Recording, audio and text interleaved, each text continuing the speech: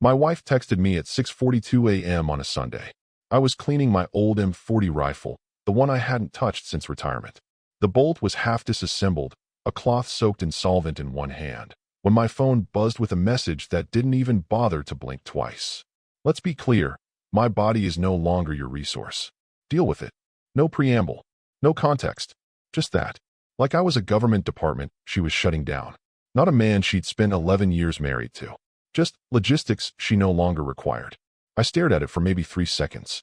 Then I put the rag down, screwed the bolt back into place with surgical precision, and set the phone down next to the edge of the rifle case. Not on the velvet lining, on the edge. Balanced. Like everything in my life had been since I stopped reacting. Then I typed one word back. Done. No sarcasm. No threats. Not even a question mark. Just a terminal command. Then I got up, walked inside, and opened the drawer I hadn't touched in 6 years. The key had been hanging behind an old family photo of my dad, Vietnam vet, sharp tongue, sharper memory. He used to say, "Never forget what someone shows you. Once is enough." Inside the drawer was a manila folder, thicker than it looked, hand-labeled in black marker, Contingency, R. I laid it flat on my desk, took a breath, and flipped the first page open. For the men out there still biting their tongues, still waiting for one more chance, let me offer you this. Silence isn't weakness. It's patience with a scope on it. Also, if you're still listening and not subscribed yet, I'll be real with you. Over 90% of you never hit that button. But it helps the crew here bring you stories like this. So if this hits home already, hit that subscribe. Let's keep going. The folder wasn't filled with petty things. No photos. No screenshots. Nothing you'd post to make strangers feel sorry for you. This was infrastructure. Every agreement. Every clause. Every ownership structure we'd built, especially around her brand, her products, and her public image. Rachel had once told me I had a boring way of loving her. That I loved like a filing cabinet. Cold, locked, but always there. She wanted fireworks. I gave her structure. And that's exactly what was about to bury her. Because when she'd come to me, 6 years ago, wanting to start her mindful health and wellness brand, think yoga mats, powders with names like Energize Essence, and overpriced candles, I didn't just throw cash at it. I gave her something better. A blueprint. We filed it under a family trust. She didn't know that name meant the board members were all chosen by me. Ex-military colleagues, finance guys, old logistics buddies who'd all been through enough courtrooms to know what not to say. Rachel was listed as the public face, the founder, the inspiration. What she didn't read, or didn't care to, was a clause in the operating agreement stating that any public declaration of marital breakdown would trigger a trust-level compliance audit to ensure brand continuity and ethical standard protection. Lawyer talk, buried in the fine print, but powerful, because now, that text, "My body is no longer your resource," was more than a declaration of bodily autonomy. It was a legal torpedo, a phrase that activated the kill switch on every soft entitlement she'd built into her world. And I didn't have to say a word. I just printed the message, time-stamped, and added it to the folder. Then I picked up my phone again. Not to call a lawyer. I didn't need one.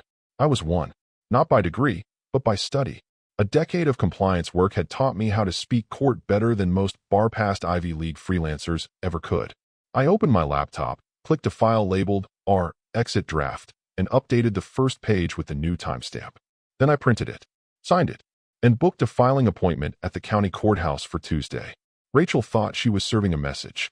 She didn't realize she'd just signed for a package she couldn't return. They called my name in the courtroom like they expected a ghost to rise. Mitchell K. Darnell, petitioning pro SE. I stood, wore my best suit, pressed the night before. No tie, no lawyer, no emotion. Rachel sat across from me in a blazer 2 shades too bright and a smile 2 seconds too fast. Her attorney, a smooth-jawed, silver-pin type with a penchant for smirking, tilted his head like he was waiting for a punchline. "Your Honor," he said before the judge had even uncapped his pen, "my client's husband is filing this petition without representation. We're assuming this is procedural? A placeholder until counsel is retained." He glanced at me, didn't even say my name. I said nothing. The judge, to his credit, didn't bite. Just slid the petition across the bench and began reading aloud, as per protocol. In the matter of Darnell versus Darnell, the petitioner asserts that pursuant to the foundational documents of the Darnell Family Trust, Article 4, Section 3, Any public declaration of marital dissolution shall immediately trigger compliance review of all trust-tied entities, due to provisions ensuring reputational preservation. His voice slowed. Not dramatically, just enough to cause a ripple. Rachel blinked.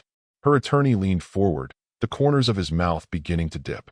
Your Honor, may I review that document privately? The judge didn't even look up. No, counselor. We're in session. That's when Rachel shifted. Not visibly, but in the way a person leans back in a chair they realize isn't actually stable. You wouldn't see it unless you knew what to look for. And I did, because she forgot about the clause. We signed it 6 years ago, when her business was nothing but a Pinterest board and a dream. She came to me with a smile and a stack of articles about natural branding and personal empowerment. She wanted capital. I gave her my pension, deferred, tax-secured, from my military career. She said she'd never ask for more. So I asked for one thing: control of the structure. Not of her, of the paperwork. The trust was a standard protective measure. At least that's how I framed it. But buried in it was a clause I'd borrowed, ironically, from one of her own wellness coaching PDFs. In the event of energetic misalignment, conduct a full integrity audit. I adapted it to legalese. Worded it to say, if either party publicly disavows the marriage, the entire business structure must be audited for ethical alignment and continuity of trust. She thought it was symbolic. Cute. She laughed when she signed. Now it was Exhibit A, and her little text about her body no longer being my resource. That wasn't a feminist mic drop. That was a legally actionable declaration of marital breakdown. On a public device. Timestamped. Stored. Submitted. The judge flipped the page. Per this clause, the triggering event has occurred, and the trust enters a protective phase pending compliance verification. All assets currently disbursed under the business entity fall under administrative freeze until the audit concludes. Rachel's lawyer cut in again. Your Honor, if I may, this clause wasn't intended for enforcement. The judge looked up. Finally. Then why was it signed? And notarized? Silence. I sat with my hands folded. No reaction. See, I didn't need to win a debate. I needed the process to activate. Once it did, everything else moved on its own. The audit was automatic. The freeze was mechanical. The paper did what I never had to say aloud. Her lawyer shot a glare at me. I met it like a man looking at a malfunctioning printer. Annoying, but not my problem. Because I wasn't fighting her. I was just initiating a protocol she herself had authorized. And that's the part that started to sink in, for both of them. This wasn't a courtroom showdown. This was a compliance event. Rachel's brand, which she'd spent the last half-decade building on the backs of Instagram followers and weekend retreats with words like intentionality and sacred cycles, was now under legal lockdown. Not because I was angry, because she'd pulled the trigger with her own words.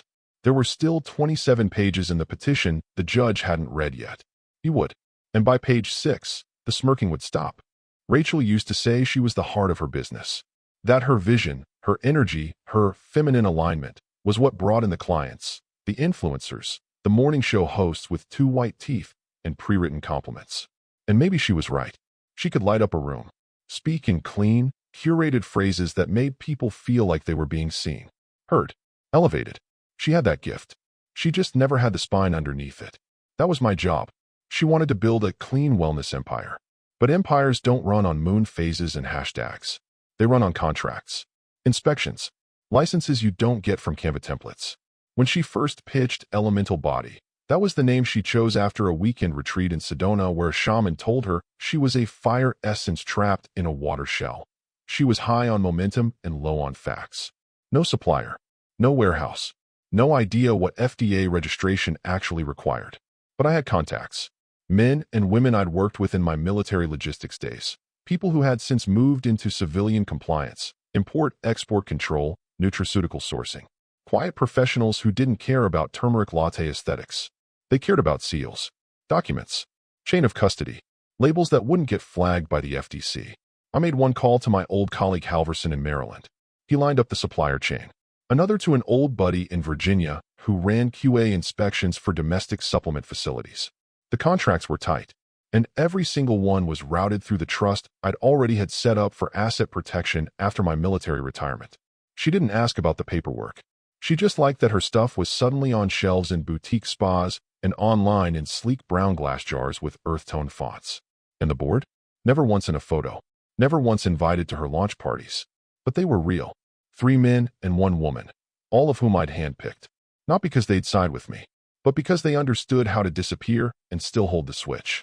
Rachel was listed publicly as the founder and CEO, but the voting rights? Retained by the trust. Revocable upon breach of brand alignment, which included reputational damage from any founding member. Her text? A direct hit to that clause. I watched the realization crawl across her face in court as the language was read out. Not dramatic, but unmistakable, like someone noticing a fire alarm blinking red in the corner of the room. You keep pretending you didn't see it until the sprinklers start. That clause was written with intention. I remember the night I added it, sitting alone in the office, rereading one of her social captions. My body is my source, not a shared asset. At the time, I laughed it off. Later, I translated it into legal policy. So when the trust received the court-acknowledged petition referencing her public disavowal of the marital partnership, it didn't need my input. It triggered automatic review, notification letters, pause on disbursements, internal messaging to all vendors flagged under potential risk. She wouldn't even see it until the first bounce-back email. And this wasn't just about money. It was about control. Rachel had built an empire on the illusion of ownership, of power, of her story, her terms. But the scaffolding was always mine. She just decorated it. Now, the scaffolding was pulling itself apart. Because a trust doesn't care about emotions. It responds to criteria, risk triggers, violations. And that's exactly what her text was. The irony? She'd posted a selfie that same week with the caption, "Built this from scratch." No one can take that away. She was wrong. I didn't have to take anything. She gave it away when she stopped reading. She gave it away when she decided her brand was bigger than the agreements behind it. She gave it away the moment she weaponized the language she never understood. And now? Now, the thing she thought was her fortress was just a well-decorated paper wall, about to collapse. It started at the smoothie bar. Rachel tried to buy a $12 spirulina shot combo with some kind of ginger foam, swiped her Amex, and watched the screen flash. Declined. She laughed it off, loud enough for the cashier and the woman behind her to hear. That's weird. It's never declined. She pulled out her backup, her personal debit tied to the Elemental Body Business Overflow account. The one she used for spa days, influencer collabs, and those weekly infrared saunas she wrote off as brand alignment expenses. Declined. This time, she didn't say anything, just muttered, "Let me check something," as she thumbed through her phone and walked out with a paper straw she didn't get to use. The first real crack wasn't the transaction. It was the silence from her banking app. Unable to refresh account data. Please try again later. At home, she logged into her brand's backend, expecting to see the usual rolling dashboard of numbers, Shopify orders, affiliate payouts, and influencer links. Instead, she saw one short, bright red banner. Payment processor activity suspended, pending internal trust compliance audit. No funds may be moved at this time.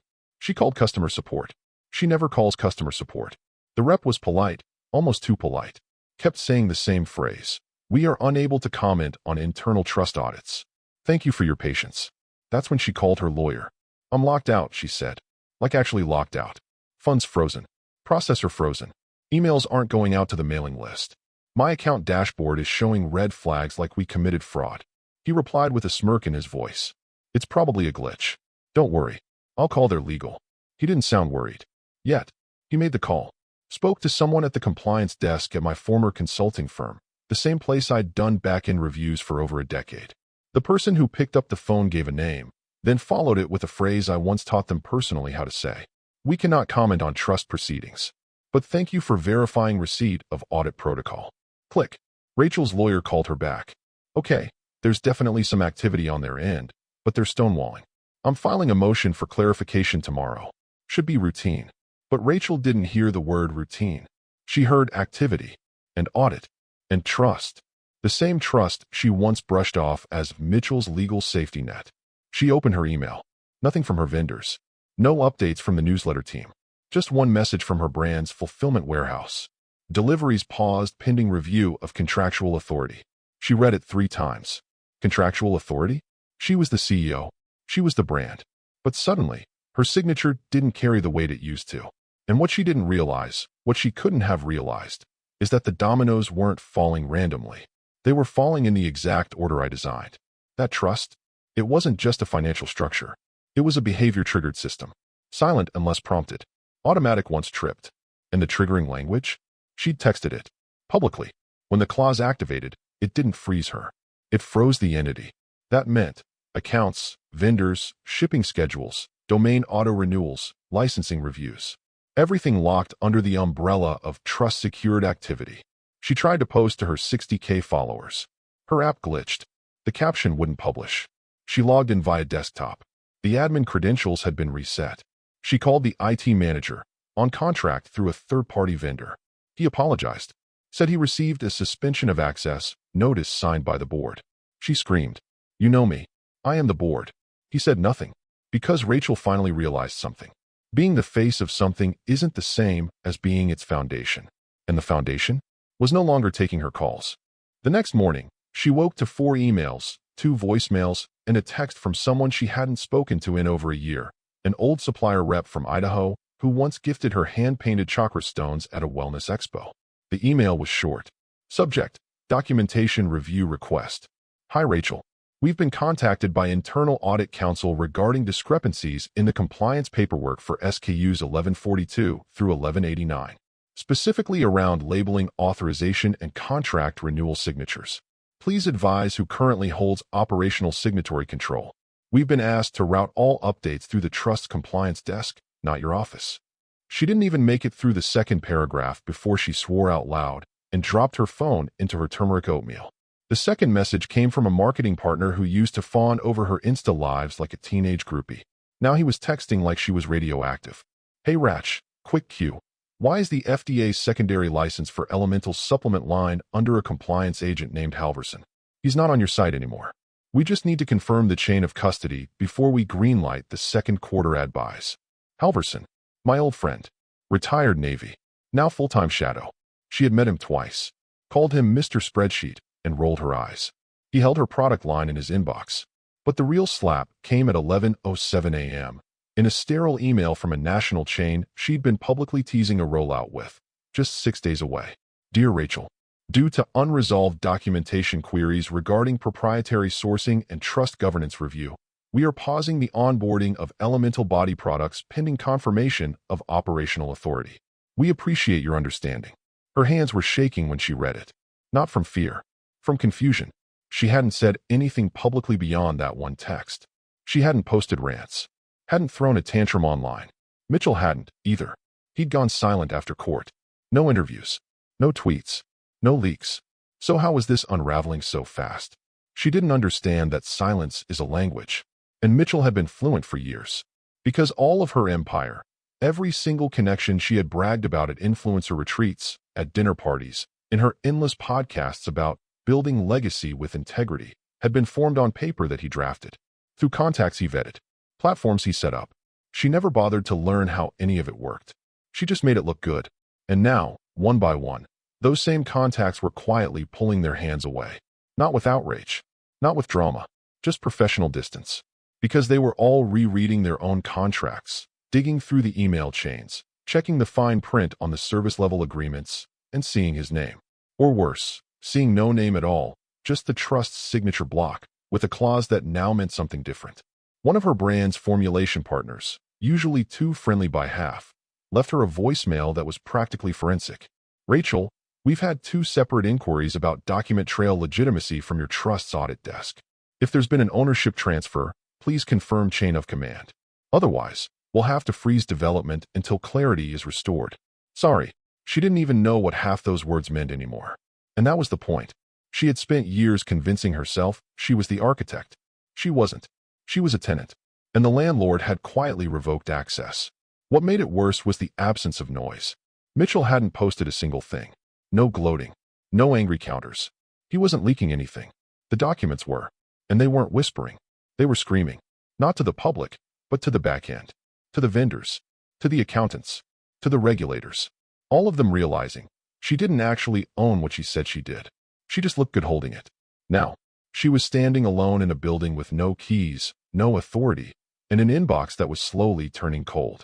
Rachel stormed into the elemental body headquarters at 8:31 a.m. in heels she hadn't worn in months and a blazer she used to call her boardroom armor. The staff recognized the look on her face, the don't talk unless you want to bleed look. Phone slid into pockets. A junior manager slipped into the bathroom to avoid eye contact. She pushed open the frosted glass conference room door, expecting to find chaos.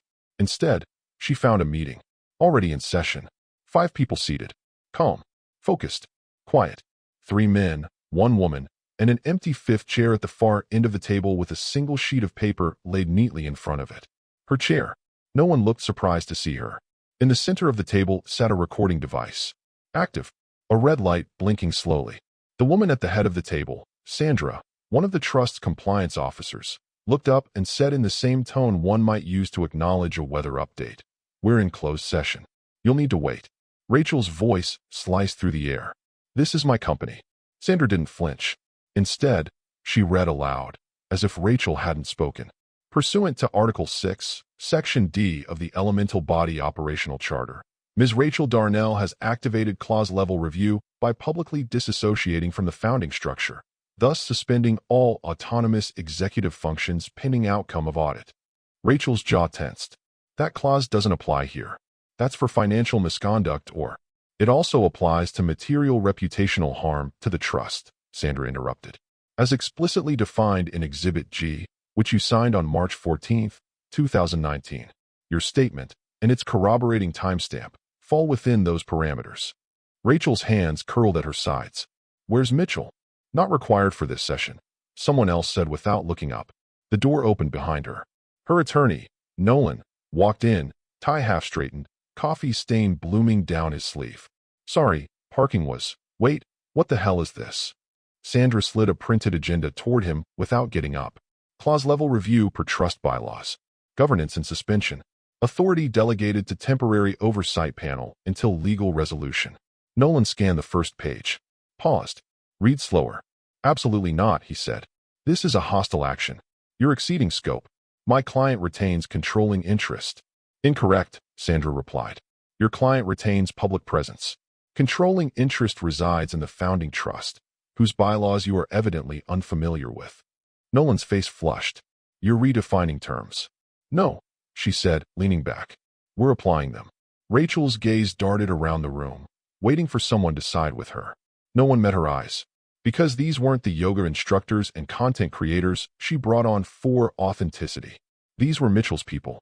Quiet, paper-wielding, fluent in every clause she skimmed over. "You don't understand how this will look," she said, grabbing at something, anything. "I built this brand. People follow me. I'm the reason Elemental is worth anything." A man across the table, older, with a Veterans Affairs pin on his lapel, replied calmly, "That may be true. But value built on structure remains with the structure. You were never the structure." Nolan stepped forward. "I'm demanding executive session. My client has a right to be heard." Sandra shook her head. She had the right to abide by her agreements. She chose otherwise. Authority lies where the bylaws place it. Rachel slapped a palm down on the table. "So what? I'm a ghost now? I don't get a say in the brand I made." "You had a say," Sandra said, closing the folder in front of her. "You texted it to him." Silence. Then someone, one of the others, maybe Halverson, added, "You're not being erased. You're being reviewed." That's what clause-level activation means. Rachel turned to Nolan. "Fix this." But Nolan looked at the agenda again, at the signatures already at the bottom, the timestamps, the unflinching posture of people who'd been briefed, prepared, and signed off well before they walked in. I'll file a counter motion," he mumbled, already knowing it was too late. "Because power isn't what you post, or what you wear into a room. It's who owns the table." And Rachel just realized the table had never been hers. Court resumed on a rain-slick Tuesday, the kind of gray morning that makes everything feel quieter than it should be. Rachel arrived first, flanked by Nolan and another junior associate. This one with a laptop, 3 legal pads, and the look of someone hoping not to be noticed. Mitchell entered 5 minutes later. Alone. No papers. No laptop. No visible folder. He wore the same suit as last time, same calm face. He took his seat, crossed one leg, and folded his hands in his lap like he was waiting for a train, not a verdict. Rachel didn't look at him. Nolan did, though, and for a split second, his confidence faltered. Then the show began. "Your Honor," Nolan started, standing with practiced solemnity. "We intend to demonstrate that the petitioner's actions constitute a long pattern of emotional abandonment, financial coercion, and power imbalance within the marital structure." He motioned to Rachel, who gave a small, performative nod. "Mrs. Darnell, excuse me, Ms. Darnell, entered this marriage at a significant age and financial disadvantage, trusting her husband to support her dreams. Instead, we believe he used his legal experience to embed predatory clauses and strip her of what she rightfully earned. The judge did not respond. He simply turned a page in the binder Mitchell had filed weeks ago. Before we continue, the judge said, not unkindly, I'd like to enter Exhibit B into the record. Rachel straightened. Nolan looked up from his notes. The clerk walked the document over. A single page, thick with legalese, under a standard elemental body letterhead dated 5 years prior. The judge began to read. This agreement affirms that any equity granted to Rachel Darnell from the Darnell Family Trust or its subsidiaries is to be considered non-vested and revocable upon violation of family partnership terms as outlined in sections 4 through 7 of the trust charter. Any breach, material, reputational, or structural, will result in immediate reassignment of said equity under clause-triggered default ownership. He paused, looked up. This was signed and notarized. Ms. Darnell, is this your signature? Rachel leaned toward Nolan, whispering fast and tight. Nolan cleared his throat. Your Honor, we'd like to challenge the enforceability of that clause. It was signed under conditions we now consider coercive. The judge didn't blink. Are you saying the signature is forged? No, Nolan said. We're saying she didn't fully understand what she was signing. The judge raised an eyebrow. Ms. Darnell holds herself out as the CEO of a multi-million-dollar health company. Are you stating for the record that she did not understand a standard equity clause in a one-page agreement? Nolan hesitated. She wasn't represented at the time. Because, the judge said, voice sharpening, she declined counsel. It's in the notes from the original trust assembly meeting. She signed a waiver. Right here. He flipped the page, held it up. Rachel stared. Her mouth opened, but nothing came out. Mitchell didn't move, didn't blink, didn't speak. He didn't need to.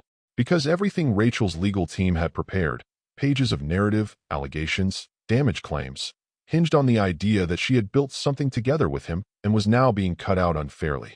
But Exhibit B didn't show partnership. It showed a gift.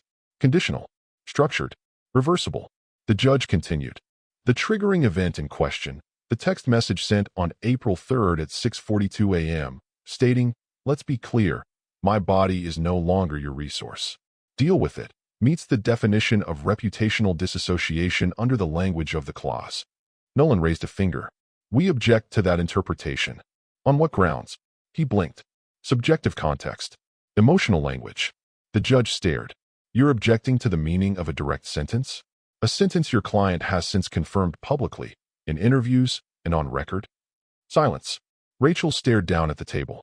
And for the first time since this began, since her declaration, since the smirks, since the quiet smolder of control, her posture broke. Because it had finally sunk in. Every page she hadn't read. Every clause she called just legal stuff. Every trust meeting she skipped to attend a podcast interview. Every gift she accepted without question.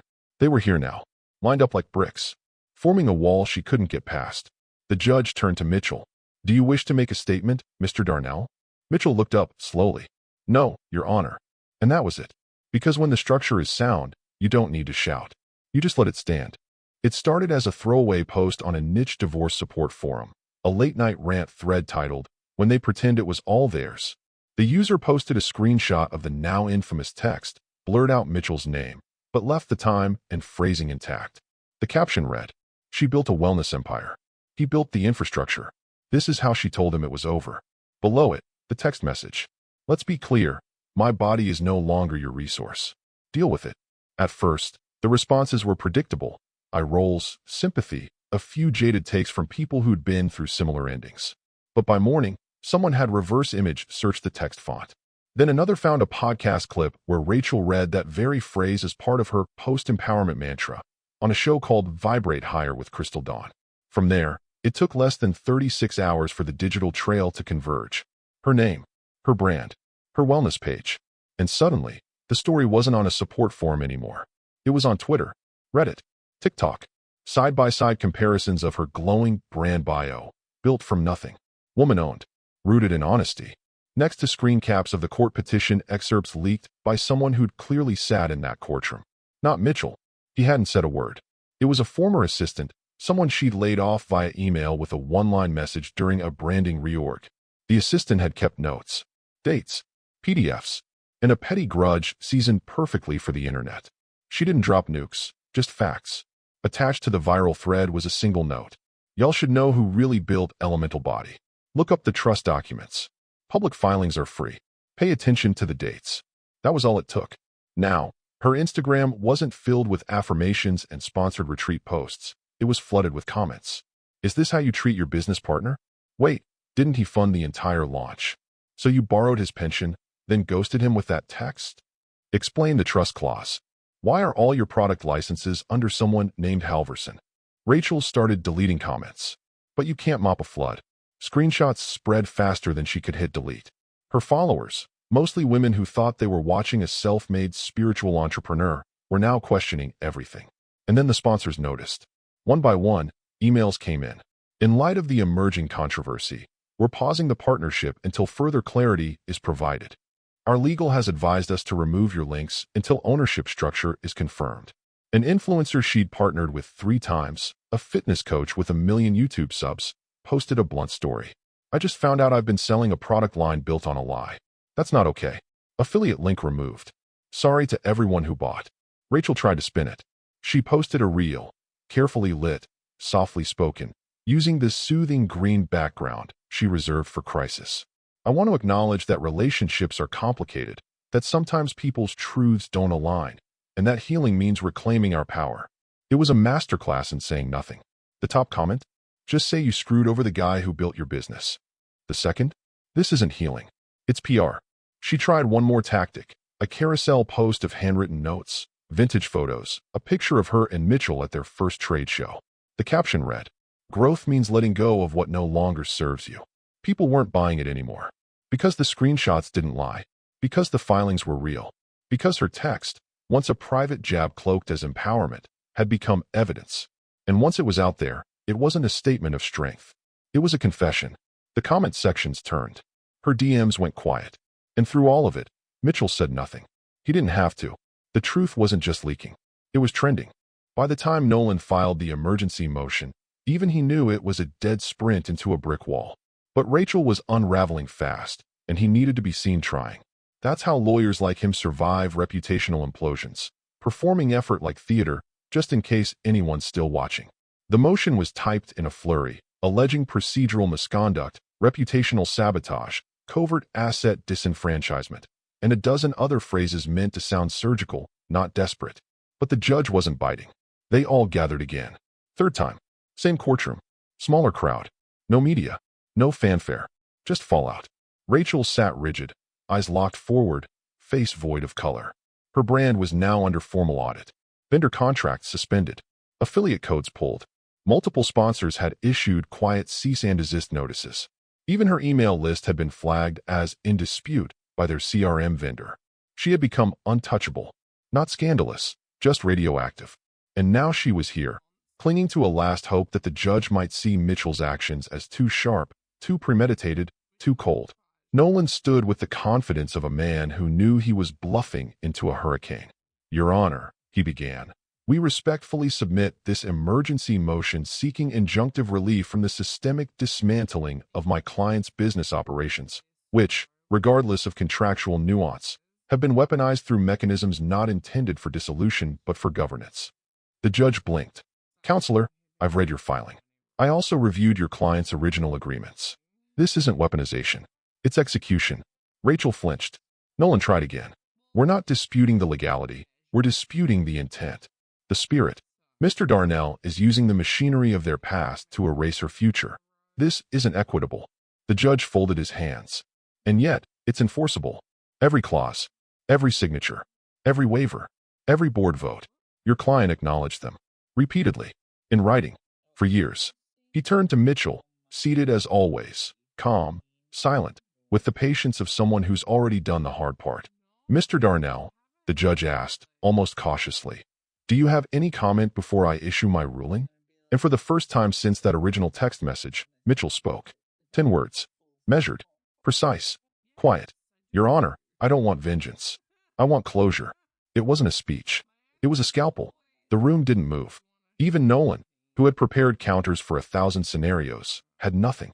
Because what do you say to a man who's already finished mourning? What do you say to someone who doesn't want to win, just wants it over? The judge nodded. Not because of sympathy, because of respect. Respect for the kind of silence that doesn't come from fear, but from discipline. Motion denied, the judge said, pen scratching across the docket. The structure stands. The audit proceeds. No stay will be granted. Nolan opened his mouth, then closed it again. There was nothing left to file, no backdoor to sneak through. Too many documents. Too many acknowledgments. Too much precision wrapped in too much patience. Rachel's shoulders dropped, not in defeat, but in something worse. Acceptance. She knew now. Every moment, she dismissed Mitchell as distant. Every time she joked that he loved more like a compliance manual than a man. Every time she substituted his loyalty for lack of presence. He wasn't absent.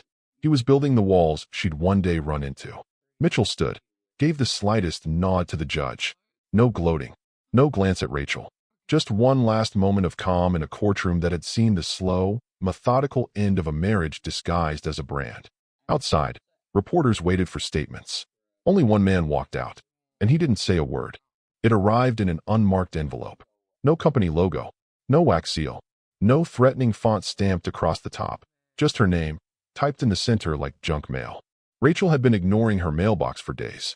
After everything online, after the affiliate collapse, the DM silence, the hashtags calling for transparent ownership practices, she didn't want more bad news. She wanted silence. She wanted the storm to end. But something about this envelope felt unfinished, like it didn't care if she opened it or not. That bothered her more than she'd admit. Inside, a single-page document. Clean, formal, final, pursuant to clause-triggered reassignment and operational audit review. Ms. Rachel Darnell is hereby removed from all executive, fiduciary, and representative positions within the Elemental Body enterprise. All references to her likeness, authorship, and strategic contributions are to be retracted in accordance with brand integrity guidelines. Effective immediately. Below that, a simple signature block. Dated. Stamped. Legal. No emotion. No accusation. Just the final act of a protocol she never believed would run without her. Stapled to the back was a half-sheet note. Not typed. Handwritten. Resource management, done right. Good luck. No name. No signature. But the handwriting was unmistakable. Blocky. Measured, like everything Mitchell ever touched.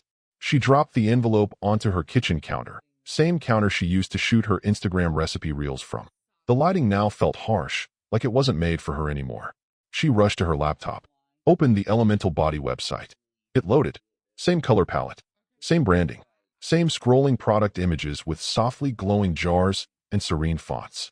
But something was off. Her face, gone. Her founder's letter, removed. The About Us section now featured a quiet manifesto about structure, discipline, and trust-based integrity. It didn't name anyone. It didn't need to. She clicked on the press page. A new headline topped the feed. Elemental Body transitions to trust-governed leadership model. A new era of silent strength. The irony twisted like a knife. She searched her name. Nothing. Not scrubbed. Never there. She tried to log into the back-end dashboard. Access denied. She tried her admin Gmail. Password incorrect. She clicked Forgot Password. The recovery address? Deleted. She opened her banking app. Authentication failed. She tried another. Error. The accounts had been under the business umbrella. Business tied to the trust. Trust now under full lock. She'd assumed, until that very moment, that there'd be something left. A fallback. A fragment. A whisper of ownership she could cling to, resurrect in a memoir or podcast someday. But there wasn't. Because Mitchell hadn't destroyed her. He'd deleted her. Not from anger. From the system.